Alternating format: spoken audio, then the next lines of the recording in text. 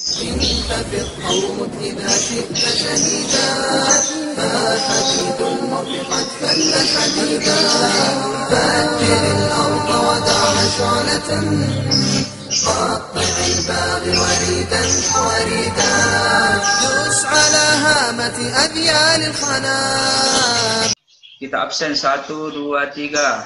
الأرض ودعها شعلة قطع الباغي وريدا فوريدا خذ دمي حبرا وجلد دفترا. Bismillah, alhamdulillah, wassalatu wassalamu ala rasulillah wa ala alihi wa sahbihi wa man walah wa la hawla wa la quwata illa billah. Allahumma inna nas'aluka ilman nafi'an wa rizqan thayyiban wa amalan mutaqabbala. Kita telah sampai di bagian akhir dari bab ini, sistem pencernaan, yaitu gangguan atau penyakit yang berkaitan dengan sistem pencernaan. واكتب فيه خلودا يا شهيدا خذ دمي حبرا وجلد دفترا واكتب فيه خلودا يا شهيدا. Sebelumnya kita lihat dulu, murajaah kembali saluran maupun kelenjar pencernaan. Saluran pencernaan dimulai dari mulut, kemudian masuk ke kerongkongan, turun ke lambung, dari lambung turun ke usus halus, dari usus halus ke usus besar, di sini melingkar di dalam perut, kemudian dari usus besar turun ke rektum dan berakhir di anus. Kelenjar pencernaan sendiri cuma ada 2, yaitu hati dan pankreas. Kedua kelenjar pencernaan ini mengapit lambung, hati di atas lambung, pankreas di bawah lambung. Apa saja proses yang terjadi di dalam saluran pencernaan? Mulai dari mulut, di situ ada proses ingesti dan mastikasi. Ingesti ini proses masuknya makanan dari luar ke dalam mulut, kemudian mastikasi, proses mengunyah makanan. Di sini satu-satunya tulang yang bisa bergerak atau bisa digerakkan, ya, digerakkan oleh otot tulang rahang, yaitu tulang rahang bawah. Kepala kita ini tersusun dari 2 kelompok tulang, ada tengkorak, kemudian ada pembentuk wajah. Dari berbagai tulang yang ada di situ, hanya 1 tulang yang bisa bergerak, tulang rahang bawah. Di situ mastikasi, proses pencernaan awal makanan yang masuk ke dalam mulut, mengunyah. Kemudian di kerongkongan terjadi deglutisi. Deglutisi ini proses menelan, jadi makanan turun dari mulut ke lambung. Kemudian di lambung terjadi proses digesti. Digesti ini pencernaan makanan di dalam lambung, baik secara kimiawi yang melibatkan enzim-enzim pencernaan, maupun secara mekanik atau fisika. Dari lambung turun ke usus halus, di usus halus terjadi proses absorpsi. Di sini penyerapan sari-sari makanan ke dalam pembuluh darah, kemudian diedarkan ke seluruh tubuh yang membutuhkan. Turun lagi ke usus besar. Usus besar ini proses penyerapan air dan pembentukan feses. Kemudian di anus proses defekasi. Kira-kira menurut antum apa maksud dari proses defekasi ini? Setelah melihat beberapa organ di atasnya dan proses yang terjadi di dalamnya. Proses pembuangan kotoran. Pembuangan kotorannya sahih. Ini jadi di anus terjadi defekasi. Defekasi ini pembuangan kotoran yang berasal dari saluran pencernaan. انتفض قومك إذا شئت شهيدا فحديد المرء قد فل حديدا. Kita masuk ke penyakit atau gangguan yang biasa terjadi pada sistem pencernaan. Di sistem pencernaan ini banyak sekali gangguan yang bisa timbul, banyak penyakit yang bisa muncul, dan sepertinya berbagai penyakit yang ada sekarang ini itu sebenarnya sangat terkait dengan makanan, entah disebabkan secara langsung maupun tidak. Ini ada gambar anak usia 5 tahun. Anak ini dikabarkan menderita penyakit diabetes. Bahkan bukan hanya pankreas yang rusak, tapi sampai ginjal juga rusak. Anak ini disebutkan sering mengkonsumsi makanan-makanan instan, termasuk yang mungkin sering kita konsumsi sekarang ini, makanan yang banyak mengandung pewarna buatan, pengawet, pemanis buatan, itu sebenarnya sangat berbahaya untuk kesehatan. Walaupun tubuh kita sendiri sebenarnya memiliki nilai kritis, kadar tertentu yang bisa ditoleransi, tetapi kapan melebihi batas kritis atau nilai kritis tersebut, ini bisa berbahaya bagi tubuh. Perlu hati-hati untuk memilih makanan apa yang akan kita masukkan ke dalam mulut kita. Karena itu sangat banyak penyakit yang terkait dengan makanan. Makanya kalau kita melihat adab-adab makan, ya di situ sebenarnya bagus sekali. Ya kita perhatikan adab-adab makan. Dalam hadis disebutkan samillah wa kul biyamini. Sebut nama Allah, bismillah, dan makanlah dengan tangan kanan. Dan juga banyak adab-adab yang lain. Di antaranya mungkin cuci tangan, ya ini sudah sering kita praktekkan, sudah sering kita lakukan, tidak ada masalah dengan hal ini.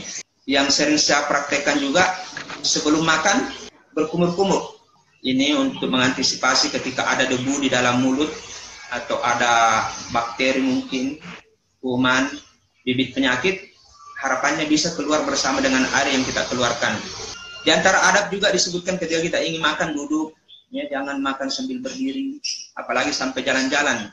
Makan juga hendaknya tenang, tidak terburu-buru, tidak tergesa-gesa.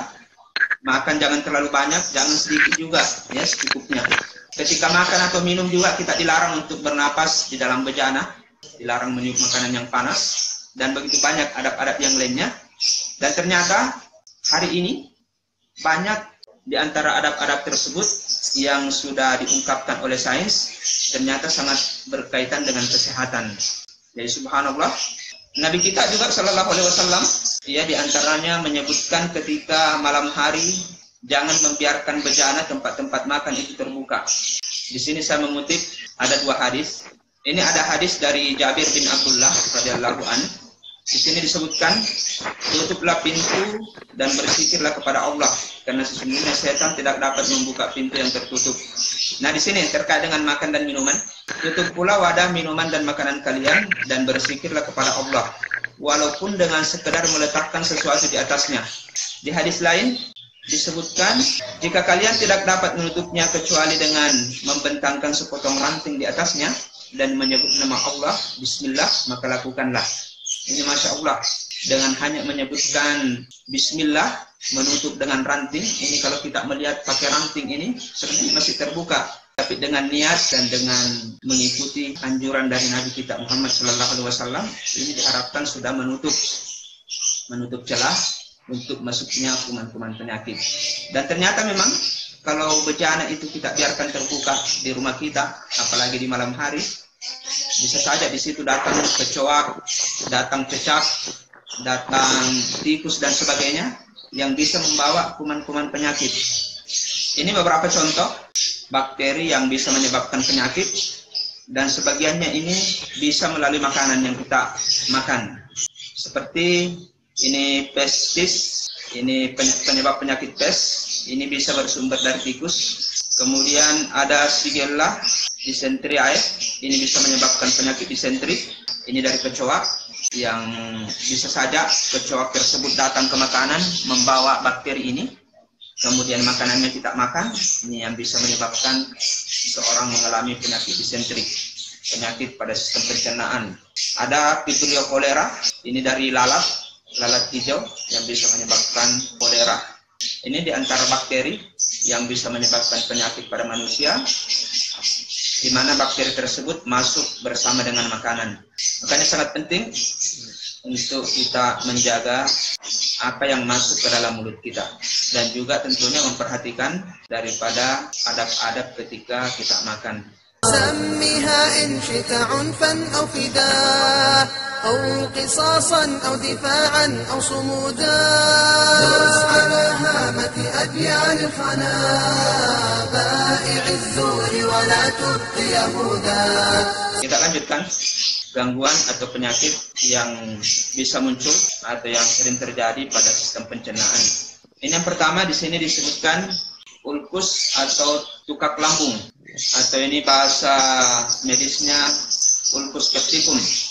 Ini penyakit disebabkan oleh bakteri juga, Streptococcus sp atau Helicobacter pylori. Dari kata pylori berarti ini menyerang bagian pylorus. Masih ingat pylorus di dalam saluran pencernaan? Di bagian mana ini pylorus? Bagian. Masih ingat di lambung terbagi menjadi berapa bagian? Menjadi 3. 3 bagian ya. Apa saja? Masih ingat? Pylorus. Jadi di lambung ini terbagi menjadi 3 bagian. Yang pertama, bagian awal ketika makanan masuk dari kerongkongan atau turun dari kerongkongan, masuk melalui daerah kardiak. Kemudian bagian yang membulat ini fundus. Kemudian bagian akhir dari lambung sebelum masuk ke duodenum itu namanya pylorus. Ini ada nama bakteri Helicobacter pylori. Nama pylori ini diambil karena dia menyerang bagian pylorus lambung. Ini bahkan bisa menyebabkan kebocoran ini pada lambung. Ini lebih berbahaya lagi, lebih parah lagi daripada MAH. Kemudian ada kolik abdomen, sering orang merasakan ini, nyeri pada perut. Ini entah karena makan makanan yang terlalu banyak, ini terlalu kenyang, atau makanannya tersebut terlalu asam, terlalu pedas, atau kebanyakan minuman alkohol. Ini insya Allah tidak terhindar dari ini. Diare atau sembelit, fesesnya terlalu encer atau terlalu keras, ini juga bisa menyebabkan seperti ini. Kemudian pada wanita bisa mengalami ini masa-masa sebelum haid atau pada masa kehamilan. Ini kolik abdomen. Kemudian ada parotitis, ya ini gondongan yang pernah saya contohkan. Pipinya mirip seperti pawa. Ini makanya orang Bugis sering menyebutkan pawa.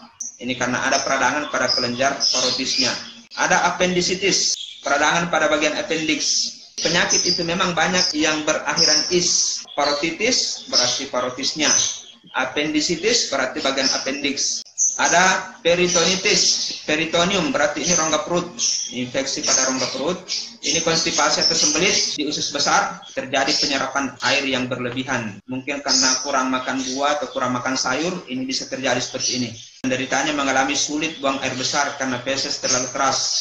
Kebalikannya diare, orang biasa sebut mencret. Kalau konstipasi atau sembelit, BAB-nya itu terlalu keras. Kalau diare justru terlalu encer. Ini ulcus pepticum. Ini sampai bagian pylorus dari lambung ini mengalami kebocoran seperti ini. Ini kolik abdomen, yang merasakan nyeri. Ini parotitis.